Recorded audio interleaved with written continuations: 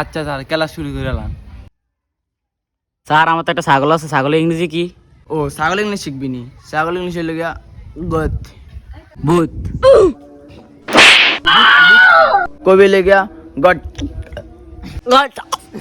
তুই আমার তো ভালো ফেলে লাইছ গুড। আমার একটা প্রশ্ন ছিল স্যার, আমরা যে দুধ খাই স্যার, দুধের ইংরেজিটা কি স্যার?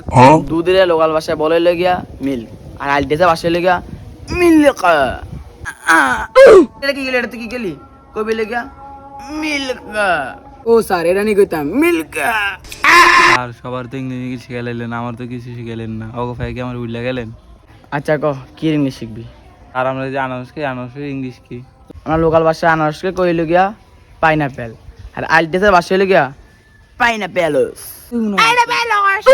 এটা ভিতর টানতে হবে, ভিতরতে খাড়া করে রান্না করবি হইল গিয়া পাইনাপেলস। পাইনাপেলস। স্যার তরমুজের ইংরেজি কি?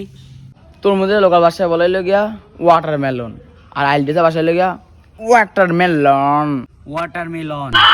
মিলন কি? মিলন কি? মিলন কি তো নানা লাগেনি? কবি হইল গিয়া ওয়াটারমেলন। ওয়াটারমেলন। ওকে হইছে গুডস। আচ্ছা তোরা যা শিখাইছিস এটি পর, আমি যাই গাইস। স্যার যাও না, ইংলিশটা তো আমার শিখাইছিলেন, অগো তো শিখান নেই।